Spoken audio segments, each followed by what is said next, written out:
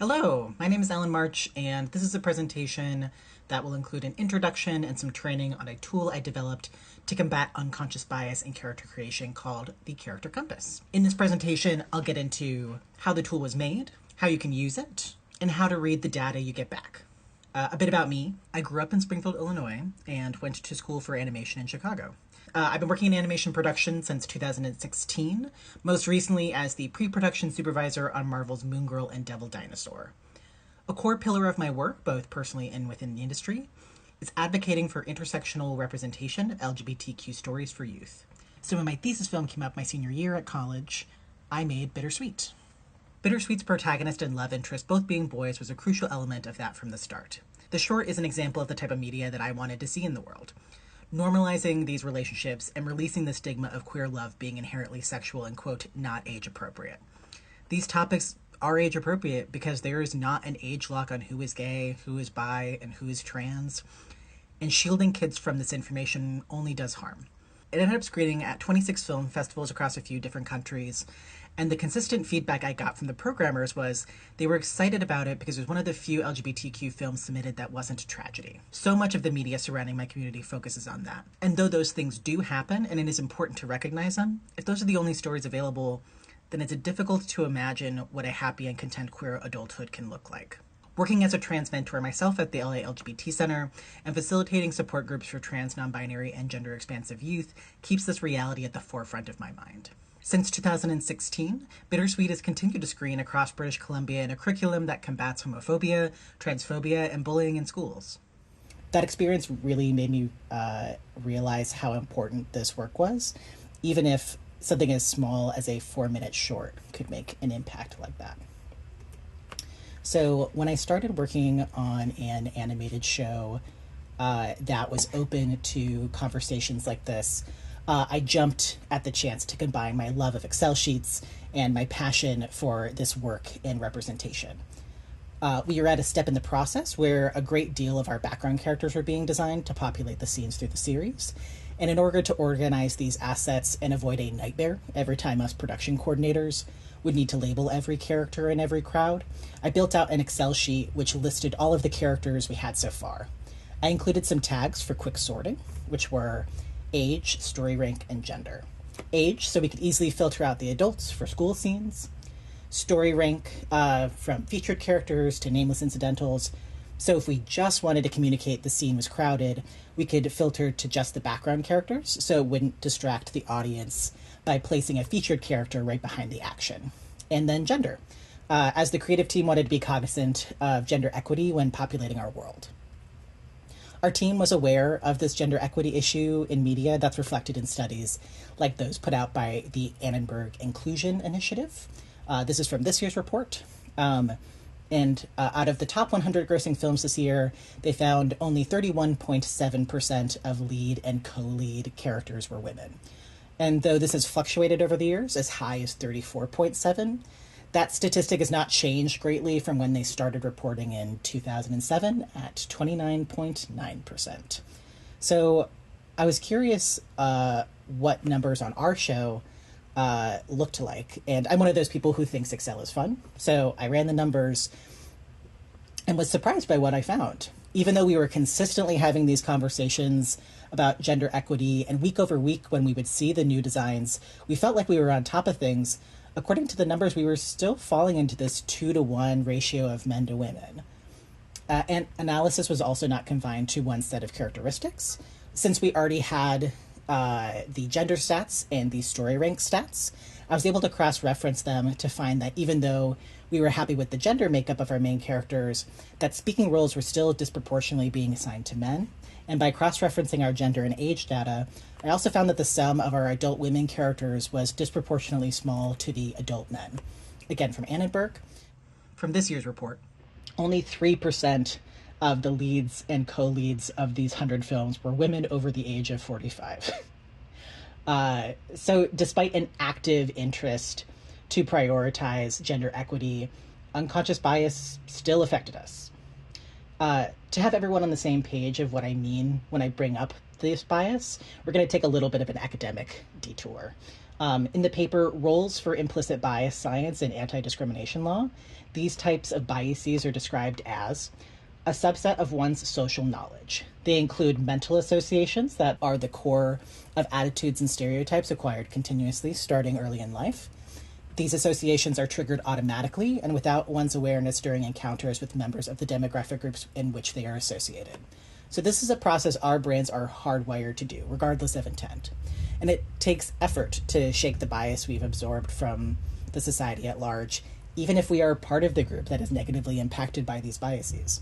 For example, the two authors of the implicit association test shared in their paper, Implicit Gender Stereotyping and Judgments of Fame, that when they tested gender bias with a class of students, not only did the results show no correlation between whether the participants identified as a feminist and the amount of implicit bias shown in the test, but there was also no significant amount of bias based on the sex of the participant, which, quote, indicates that implicit gender stereotypes are very similar for men and women. In the paper, Implicit Bias, Scientific Foundations, the authors propose a more neutral framework that I think is helpful for this conversation about representation. Rather than portraying stereotyping as an intentionally motivated act to discriminate, or as an attribute of select groups of prejudiced individuals, social cognition research has characterized stereotyping as a consequence of the routine operation of cognitive processes. So when I'm referring to implicit bias, it is not a moral judgment. In this context, arguments that specificity like this is overcomplicating the conversation, we can recognize that it is the result of implicit bias that we've grown up with and absorbed, because in reality, everybody has this specificity, some of which has just become invisible, like my whiteness, or others used against us in quite the opposite spirit, like my queerness.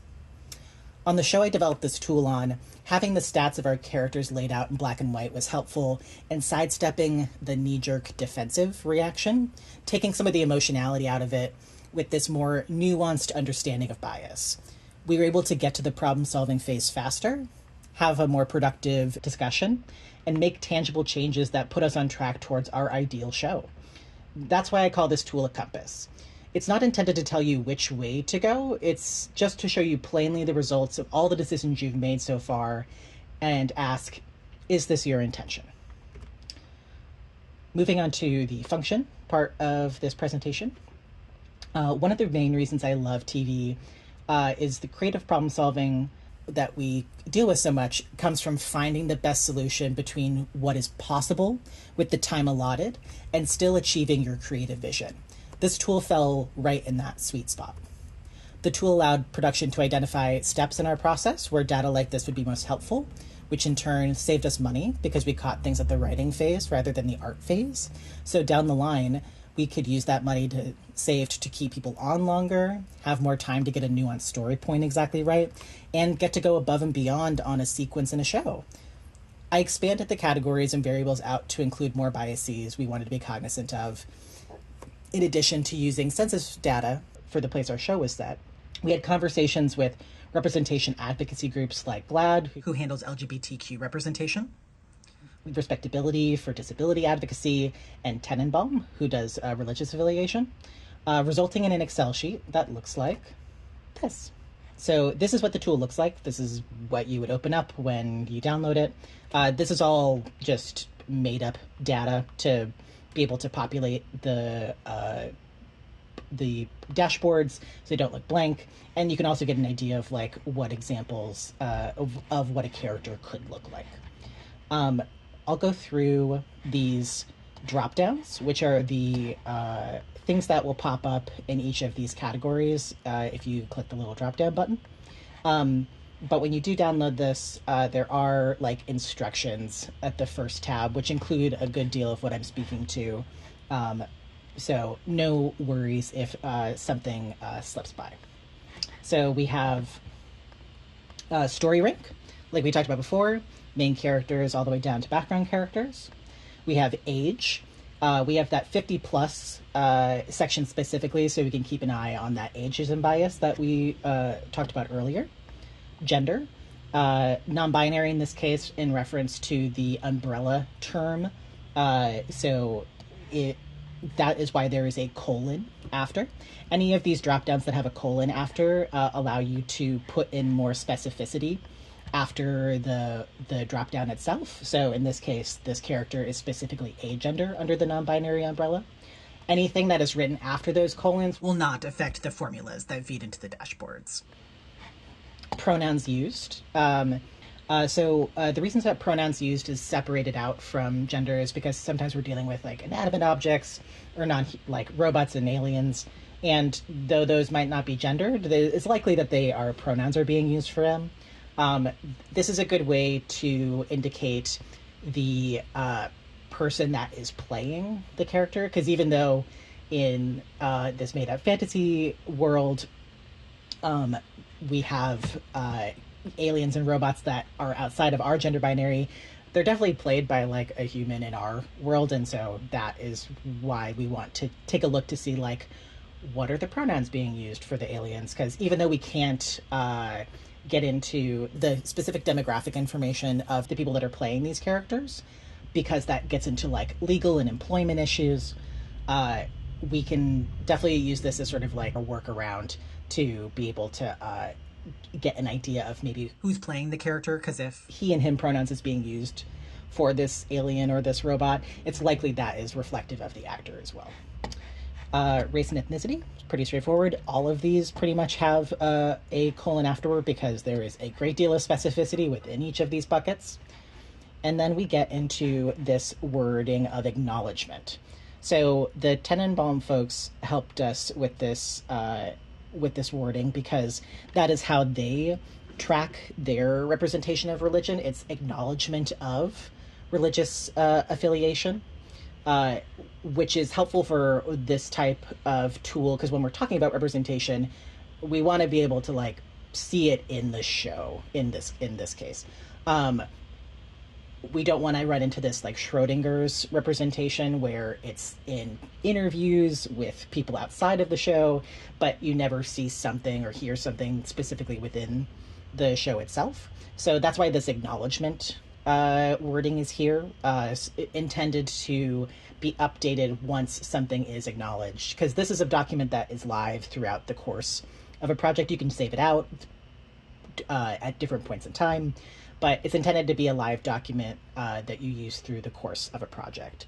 So we have acknowledgement of disability status with cognitive, like autism, like physical, like muscular dystrophy, and mental health, like PTSD.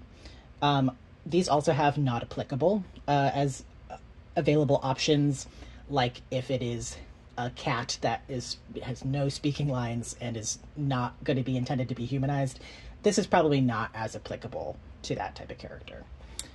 We have acknowledgement of sexual orientation, the definitions of which are in the instructions.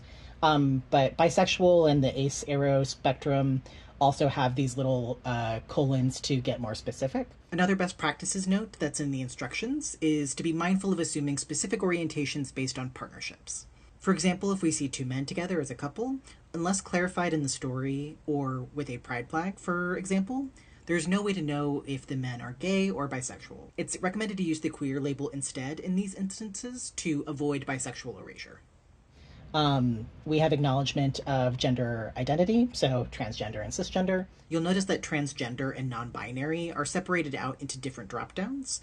I'm following the way that GLAAD tracks trans and non-binary characters in their reports, as not all non-binary folks identify as transgender. So there could be instances where a character is marked as non-binary in gender, but not marked as transgender in the acknowledgement of gender identity. When delving into representation, please keep in mind the assumptions that your audience is going to make. For example, in this category, due to cisnormativity, even if you don't have acknowledgement of either gender identity listed in any of your characters, there's a baseline assumption that all the characters are cisgender. The assumption that the character is straight or not disabled is also applicable in the sexual orientation and disability status categories, respectively. And then we have acknowledgement of interest/relationship. So people saying that they have crushes on folks, or just like, for example, in like a preschool show, The main characters are probably not going to get into a lot of sort of the like romantic like relationships, but their parents are definitely here and present. So looking at the makeup of the different combinations of parental units is also going to be helpful in making sure that we're showing all types of like family arrangements. LGBTQ status acknowledged is just if any of the like 3 previous have been categorized as yes, it is part of the LGBTQ community. Just to mark that yes, it'll help with the dashboards later on. We have human and non-human. So the reason that this is put in here is in animation, for example, the only way that trans and non-binary characters were able to be put into children's media was if they were like aliens and robots, because no one could say, oh, well, that's not real. Well, yeah, they're from Mars. There's no one, we don't have none of this is real. Unfortunately, since that was the only way that we were able to get them on screen, it ended up making this weird association that being trans and being non-binary is like a non-human experience. So just to keep an eye on like, okay, great, we have a great deal of LGBT characters, just checking in to see if what proportion of them are human and what proportion of them are non-human. And acknowledgement of religious affiliation, pretty straightforward. If you would like more information on these particular categories, Tenenbaum are the folks that we got this wording from. And then antagonist. So antagonists are and I'm speaking from animation, but this is animation is a combination of illustration history and film history. So antagonists are the folks that are the most likely to be like the darkest characters, most likely to be the only queer coded characters, most likely to like only be the only folks like with like a disability. So it's not that you can't have queer villains. Those are my favorite villains. It's just keeping in mind the proportion of queer characters and how many of them are villains, because the history of the only way that we were able to have queer folks in media was for them to be villainous, and their very attributes signaling to the audience, oh, this is a bad person. Those things are not confined to our media of just like, this is like an unsafe person or like not appropriate or predatory. So just to keep an eye on that. So once you input these characters going down the drop downs, you get these dashboards. So the dashboards are the things that I think are the most helpful when we're talking about these bits of representation. There are 3 types. One is just the global dashboard that goes over gender stats, race and ethnicity, disability, LGBTQ status, age stats, and religious affiliation. The more underrepresented identities that you do have, the less likely you are to see yourself on screen. So it's also important for us to cross-reference these. For example, respectability has a stat that even though disability affects all, that 90% of the representation of disability on TV are white. So, for example, for that bias, keeping an eye on the proportion of characters, like what is the makeup of, so great, we have a good amount of characters with disabilities, what is the racial makeup of them to see if we are falling into this issue. So these big buckets of gender, race and ethnicity, disability, and LGBTQ status, each of those is broken down into like getting into sort of the nitty gritty of those particular sections of representation. And then we have the genre dashboard. So this is where those antagonist stats are, as well as human and non-human stats. And this is a good example of that. Even though non-humans might not have a gender that's applicable, they might have pronouns that are applicable, just to see like the makeup of those. Since this is an Excel sheet, you are, if that's something you're familiar with, all of the like count, it's just a bunch of count ifs. And if you would like to make your own, add your own categories and add your own dashboard information, you can use this as sort of a template. But the idea is it's your copy of it and you can do with it as you please. So with all of these dashboards and pie charts and proportions, I do want to clarify something. This is Taika Waititi at the Hollywood Reporter's 2023 Raising Our Voices luncheon on being asked how we can, quote, fix representation. What's happening is we're mistaking that for we have to include a person from every single race and every single background and every single part of the human experience in every show or everything that we make. I don't want to see one token Polynesian character in your show. What I want to see is a fully Polynesian-controlled Polynesian story that's written and show-run by a Polynesian person. Specificity is what I love about storytelling. These pie charts or proportions should not lead you in the wrong direction of everything needing to be exactly the same. It's just that we've had a certain type of specificity for so long that's going to take a conscious effort to remedy that. This tool is intended to remind us that we are all susceptible to repeating patterns of the biased representation we've absorbed, but the answer to that is not to make the human experience generic with surface level diversity. So now that we have all of this information, what do we do with it? Looking at all of this data, it can get overwhelming, not knowing exactly what to start with or how to parse it.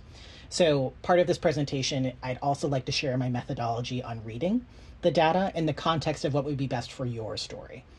If this tool is a compass, this is how you plot out your path on the map. So how I focus on relevant data is by asking a few questions. First, who is the story about? This feels very straightforward. Who are your main characters, and what is being communicated through them? If it's about a Chinese American character with the intention to highlight stories and themes of her family and community, that might also clue you in on who should be highlighted in the secondary and incidental characters. What tropes and stereotypes should I be aware of? In depicting a group of people in hopes that they feel seen, you don't want to accidentally stumble upon a pitfall that harms the very people you're looking to celebrate. Advocacy nonprofits like these are great resources to help with that aspect. So in addition to the ones we've said before, there are also the Center for Scholars and Storytellers, the Hollywood Diversity Report, USC Annenberg that we mentioned previously, Color of Change, Think Tank for Inclusion and Equity, and the Gina Davis Institute all have resources on their websites. One that I particularly like is Think Tank for Inclusion has these fact sheets on a lot of different topics, specifically from like a media and writing perspective, and I found those really helpful. When does this take place? Historic Russia, modern day New York, speculative future.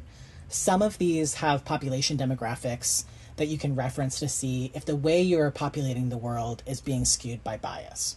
For example, the 2010 census of Brooklyn recorded that 35.7% of its residents were white, which contrasts with what John Caramancia says about HBO's Girls in his piece, Broadcasting a World of Whiteness. Whiteness is too often invisible on television. So much of the norm is that it no longer begs evaluation, and for whatever advances Girls makes in expanding the range of women on television and the sorts of conversations they're permitted to have, it certainly lacks for other forms of diversity. All of the central figures for young women scavenging in New York for bits of love are white. So far, non-white characters are tertiary at best, with just a handful of lines among them. New York specifically being literally the most diverse place on the planet. There's like 400 dialects or something wild.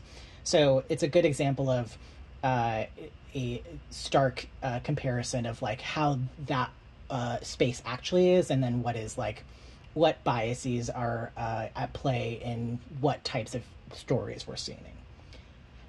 Though it should be noted that population is not the end-all be-all of these types of benchmarks. Quantitative data like this needs to be used alongside qualitative data, like what results from the more nuanced and subjective questions here. Because a specific identity is more likely to occur doesn't give it any more inherent value than one that is less statistically likely to find. Where does this story fit in the current conversation about representation? As I've said before, I believe we have a responsibility as storytellers to address this underrepresentation. Stories we create cannot exist outside the context of the stories that came before us, and it's in those stories we find the historic deficit of representation. There is a project of data collection done in 2016 by Hannah Anderson and Matt Daniels, which took 2,000 screenplays between 1929 and 2015, coded each speaking role with more than 100 words with a gender, and created the map that you see here. So each one of those dots is a screenplay, ranging from 100% men speaking to 100% women speaking.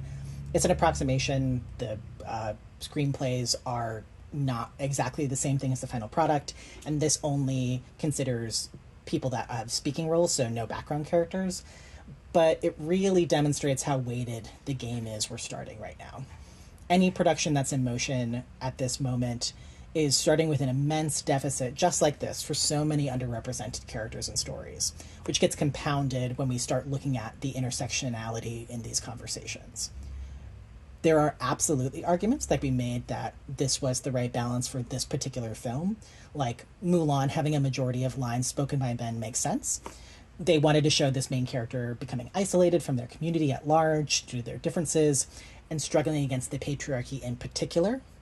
But if there was no bias at play in the industry when these films were made, statistically, it should be just as easy to find a story with 0% men speaking as 0% women speaking. And clearly, here, we are not finding that. To reiterate, the ultimate goal is not to have 50% men and 50% women for each and every movie, and not just because non-binary people aren't in that equation. It's just to be given the opportunity to have just as many stories about women as men. Why do you want to tell this story? This is a bit of a tiebreaker question if you get caught up in the minutia and are stuck between two paths after going through all of these questions. Which version do you want to make?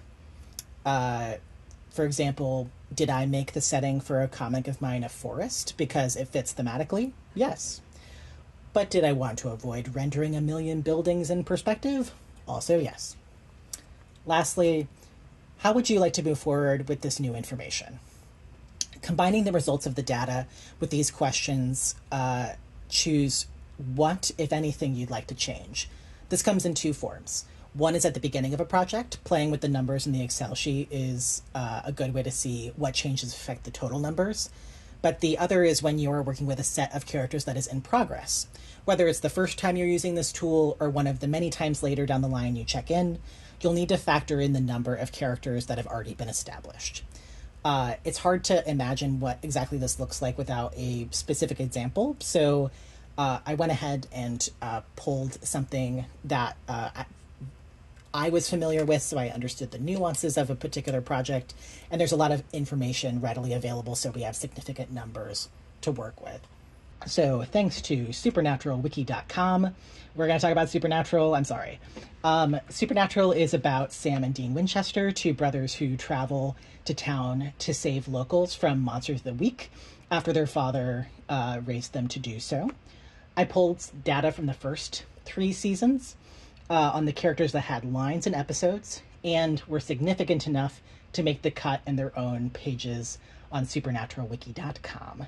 Since the show is about these two brothers, I separated their presence out from the non-main characters to get a better idea of the makeup of the rotating cast, as who the story is about these two brothers, so the majority of the lines and screen time go to them. So in that case, the brief is successful. What tropes and stereotypes should I be aware of? Supernatural, in the first couple of seasons, classified itself as a horror, which does have a prevalence for fridging women. This starts from the site Women in Refrigerators by Gail Simone in 1999, where she details the disproportionate harm to women in comics in comparison to their male counterparts. It's evolved to include the trope of traumatizing or killing women to serve mainly to motivate the male lead. In this case, I added a genre-specific tag for living status, whether they are dead or alive by the end of an episode. This includes characters who are killed in the action, as well as those who start the episodes as spirits with unfinished business. There are lots of ghosts on this show, but it also does not make them any less dead. These represent the totals of the series after each season. So the first is just season 1, second's 1 and 2, and the third is all 3 combined. We can see a trend for where the amount of living secondary and incidental men is always more than the dead ones. There are also always more dead women than there are alive women. We can also see that the proportion of male characters in total is so high that at the end of season 3, there are more dead men than alive women that have been introduced through this series. So proportionally, keeping tabs on the gender makeup of the characters that are killed looks to be something to consider if we want to avoid the trappings of this trope. It's horror, people are going to die. That's not the solution. So the solution is not to not kill anyone. It's just to be mindful of the sort of history of how women have been treated as disposable in a genre like this. When does this take place? Since the brothers are on a perpetual road trip, there isn't a consistent set of demographics for, as they change drastically depending on where in the US you are. I went ahead and pulled 2 episodes and went through them manually, as the information of actors' race and ethnicity is not as readily available as gender. So this is just an example. I don't have all 3 seasons, but it is just to show how you could use this information to see if bias is affecting the makeup of a show. So in season 1, episode 6, called Skin, it takes place in St. Louis, Missouri in 2005. And the population of St. Louis, Missouri from the 2000 to 2010 census fluctuates from about 51% to 48% Black and African American.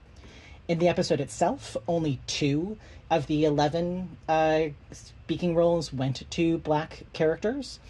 Of the featured characters, neither of them were Black. I did lump in all 4 versions of the one shapeshifter into one character, as all 4 were not played by Black folks. It is a case-by-case basis, though. For example, in season 1, episode 15, The Benders, it takes place in Hibbing, Minnesota in 2006, and the 2000 to 2010 census fluctuates the population of white folks between 91 and 95%. So it doesn't really stand out that all 8 of the speaking roles for those folks that are local to Hibbing were white. And since this show shot in Canada, it doesn't typically have access to the cast from the places in the US they are portraying, so a more mindful approach to the local demographics is probably a good idea. You may have noticed in the dead and alive stats that the total of non-main character women was significantly less than men.